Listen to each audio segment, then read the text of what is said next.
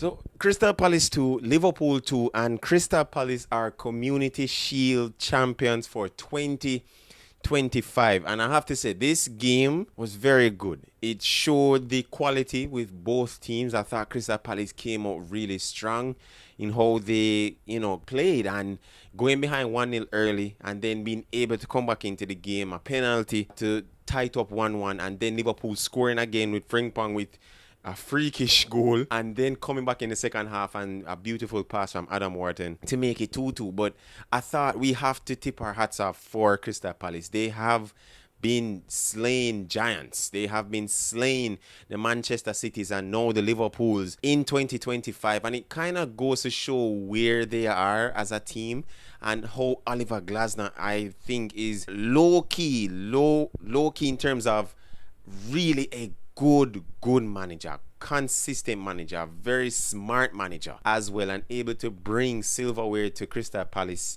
again.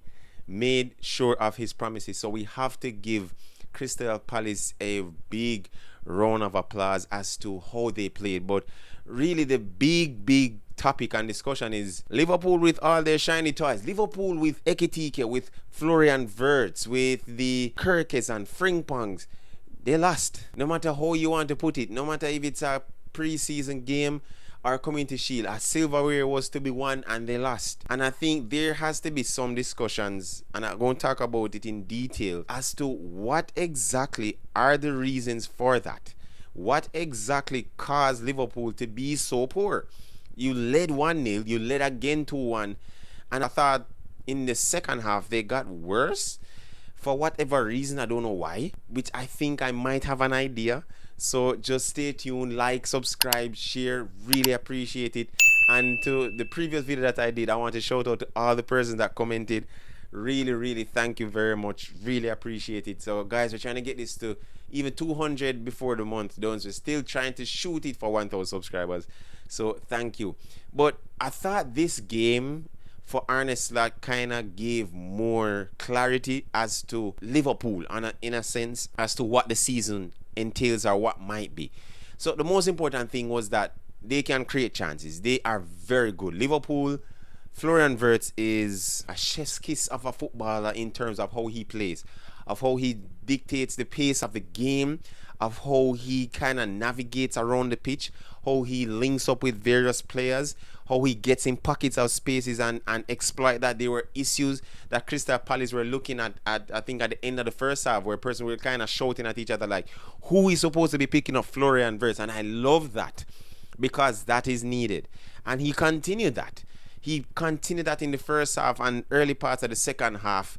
But I thought his game today showed how impactful he will be for this Liverpool team.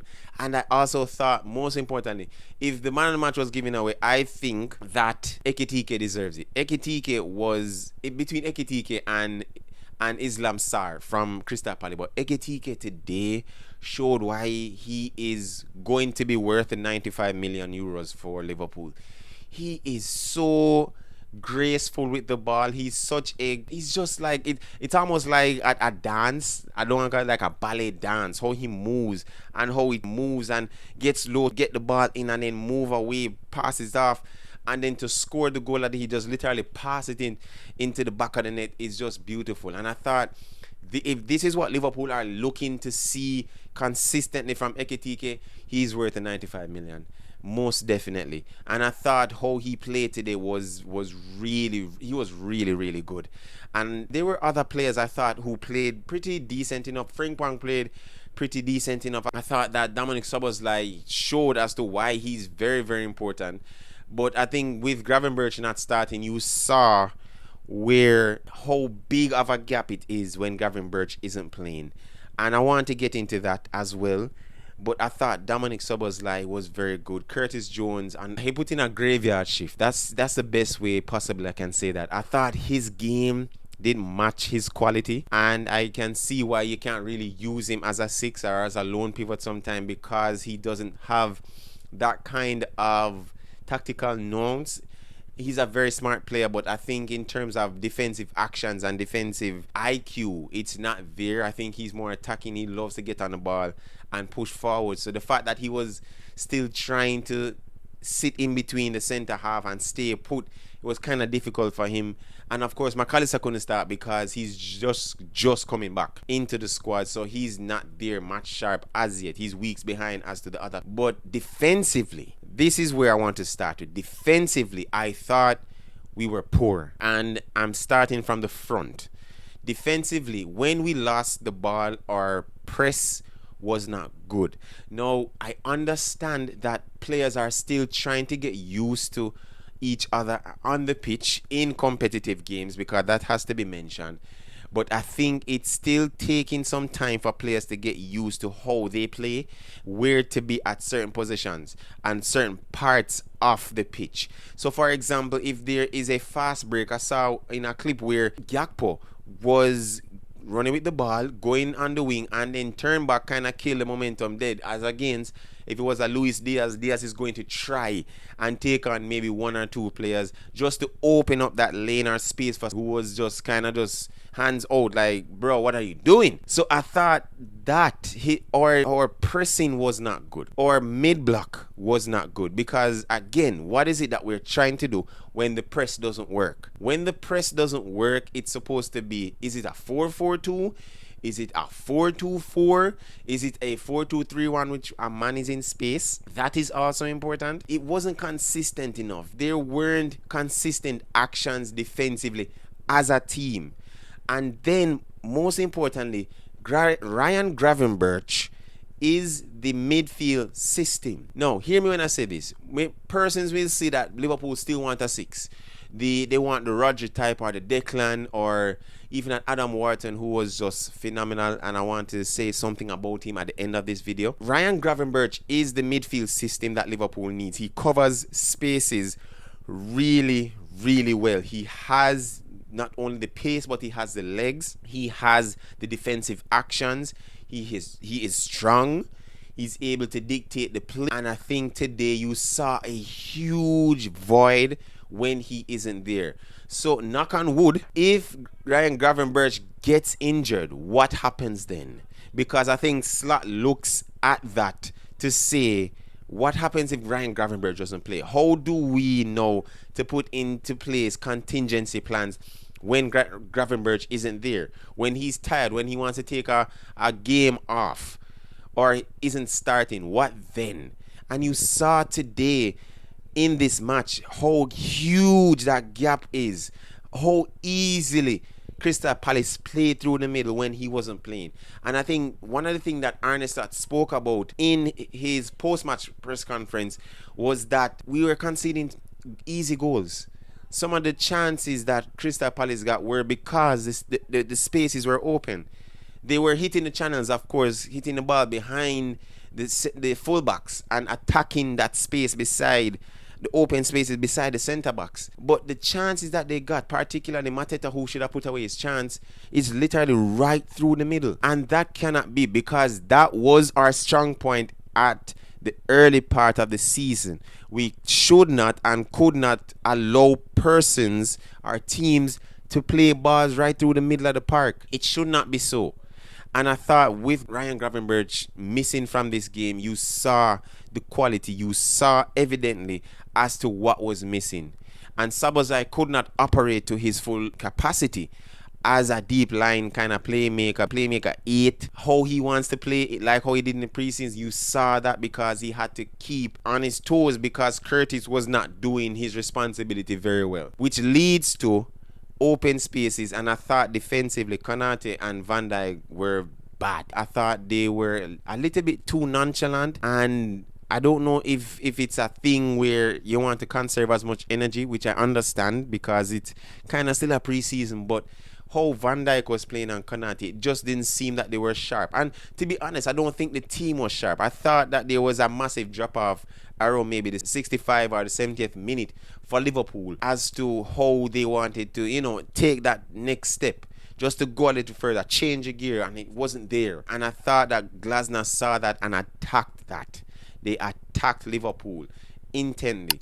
And one of the things that we're going to see if you're going to continue up this path of relationism, which is it's not a steady set position, persons are just moving around, positional rotation, is what happens when we lose the ball, because that is a weak point. That is something that has to be drilled as to how Liverpool counter that. Now, when I spoke about rest defense in previous videos as to how do you set up when you lose the ball high up the pitch. Sometimes you have a 3-2, which means you have 3 persons at the half line and you have 2 persons in front of them covering each space. So you have the left, the right, the middle, and you have 2 persons covering in front of them. Or it's going to be a 2-3, where you have two defenders, which will be Van Dijk and Konate, and then you have 3 persons, 1 in each half space. So that wasn't there, and that is concerning. And again, there were times where Kirk is, and I think it's probably he's still learning and adjusting, where he was just a little bit too narrow in terms of when Liverpool lost the ball. He was a little bit too narrow, so close to Van Dijk, which I understand, but you still have to be aware of the ball in front of you, persons beside you and person behind you. Still a little bit too narrow, and again, it was Munoz who was pushing high and stretching the pitch as much as possible. I thought that was a very, very deciding factor in the game, and I thought teams are going to look at how to exploit Liverpool when they lose possession. Is it a case that they're going to have 2 persons pinned at each side of the pitch high? And how do you kind of find a way to mitigate against that? You get what I'm saying? So I thought today kind of showed exactly where Liverpool are. I still think that there's work to be done. I believe that Slot is an intelligent person. He knows how to coach. It wasn't a fluke that he won the league. He knows how to coach, and I think something has to be dealt with in terms of how we defend. Attacking, we are great. In fact, we are better with possession now. As he said it in the press conference and the post-match conference, that Liverpool are better with the ball. They're able to create chances. They're more comfortable on the ball, which I think is very, very important. Very, very important as to what we want to do. But I think when we lose the ball, it kind of puts me in a nervous state, because it looks like we're headless chicken trying to cover every space, than to have persons who know what to do when we do lose the ball. So I thought that is important. But today I thought Adam Wharton showed why he is to be in the conversation as one of the best sixes in the league. And I'm going to say this. There are a few players, young players, that I believe that Liverpool should look for number 6. I don't think that it will happen this season, but I believe it will happen next summer in 2026. And Adam Wharton has to be a part of that conversation. He is a tremendous talent. I've been singing his praises last season and the season before that, actually, when he came, I think, from Blackburn in 23-24 in the second half of the season, and he was absolutely outstanding. Last season he had an injury-riddled season, but at the latter part of the last season of 2025, he showed quality. He showed why he should be in the conversation. He is so press resistant. He is so aware of his defensive actions. He easily passes the ball, but he is so aware and so fluent in his play. He just glides across the pitch. He is someone I believe that Liverpool has to look at next season. For Liverpool to do well, how they have happened in the preseason and in the Community Shield, they have to look at someone who is able to fill that gap when Ryan Gravenberch isn't there, and probably take that position, because you're still challenging for that position of number 6, and he easily slots in that way of how Liverpool want to play. Mind you, if he was playing, he easily plays beside Van Dijk on the left side of the defense in a back 3 and allow Kirkes to bomb forward. So I think that he is going to be a part of the conversation. I think I have a preference. I still think that Pablo Barrios from Atletico Madrid is a very, very good player and someone that Liverpool should look at. But Adam Wharton showed as to why he should be a part of the conversation to be amongst the best number 6s in the league. and probably have a claim to go and play at the highest level with one of the big clubs, whether Liverpool or Manchester United or Manchester City. He needs to be in that conversation, and I thought today he was absolutely outstanding. But guys, let me know what you think. Leave comments. Say something. Do you agree? Are there troublesome times ahead? Or is the case that, Slot will work it out? Let me know what your thoughts are in the comment. Like, subscribe, share. Until next time, guys. Peace.